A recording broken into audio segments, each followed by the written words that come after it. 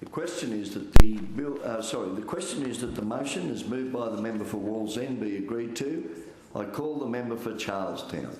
Mr Speaker, the member for Wallsend has just arisen and spoken about Cardiff Station, although I didn't particularly speak to the motion, as if the former government had some monopoly on virtue over this. Doesn't happen. Let's just have a bit of a look at the history of this. In 2001, a letter written to John Mills from the then Parliamentary Secretary for Transport said, City Rail have advised me that Cardiff Station, as with most of its stations, is not at this stage included on the State Rail's Easy Access program. Disappointing, but at least it was up front. It also goes on to say City Rail advises that Cardiff Station has low patronage. It talks about the adjacent bus stop, the steep slope down to the shopping centre. It gives a whole stack of reasons why it wasn't supported by the government in 2001. Again, I would personally disagree, but at least they provided some explanation. In 2008, I have a letter written in response to a constituent. Dear Mr Morris, it starts, so it's to my predecessor.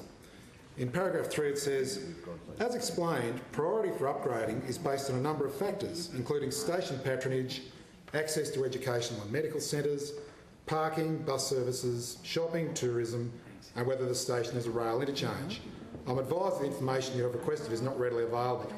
Well, given the content of the 2001 letter, that paragraph is plainly untrue and misleading. Paragraph 6 of this letter then says to Mr Young, who the member for Wallsend mentioned before, Mr Young may be aware that all City Rail stations now have a portable platform ramp which can assist passengers, including those who use wheelchairs or electric mobility scooters, to board or alight from a train safely. If Mr Young requires boarding assistance, arrangements will need to be put in place at the departure station to advise staff of his travel plans so they can be ready to assist. In other words, the letter is telling Mr Young, who's been one of the great advocates for the station, to wait his turn.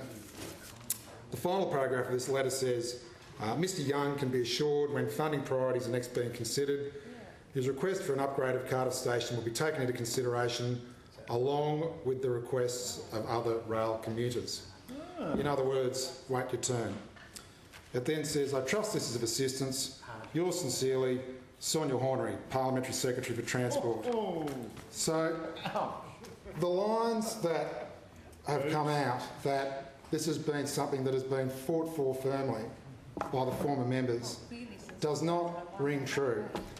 The accusations that our government has dragged its feet do not ring true. The reason why, Mr Speaker, there was a delay was because they failed to plan. If you have a look at the speech from my predecessor in a matter of public importance debate on the 12th of March 2010, after the former Premier had announced $6.5 million for the project, it says, talks about the initial works. These initial works will be due for completion by the end of 2010. Well, they never commenced. These will include an extension as well as improved drainage, assist entry to and from the car park. It talks about how the major accessibility work will start by early 2011. Mr Speaker, they never started. They didn't even put it out to tender during their term of government. So to try and accuse us of delaying it is remarkable because the pre-planning had not been done. When we got into government and did the pre-planning, this hollow $6.5 million commitment by the former government turns out it's actually a $14 million project.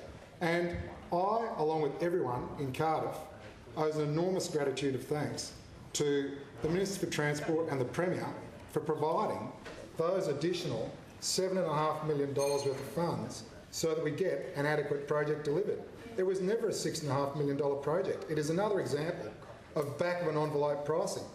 So, Mr Speaker, to come up and try and claim some sort of moral high ground on this is absolutely ridiculous. The member for Wallsend said we dragged our feet. We didn't drag our feet.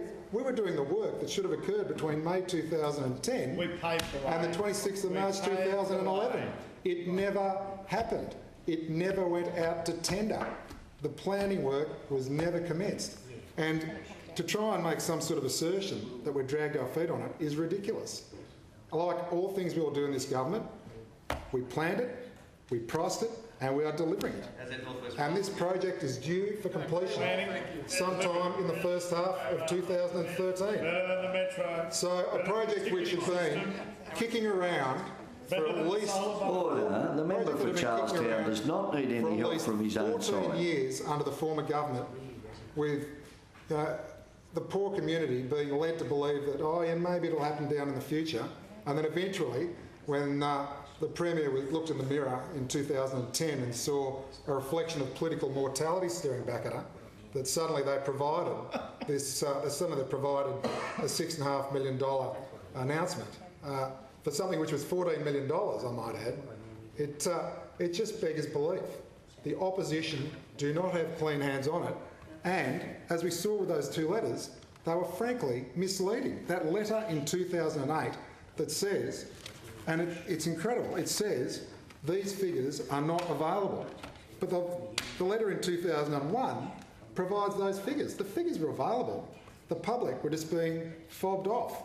And that final sentence, which is the absolute killer blow in that letter, which says, Mr Speaker, that it will be considered along with the needs of other rail commuters, is saying to Mr Young and saying to everyone else in Cardiff, wait your turn.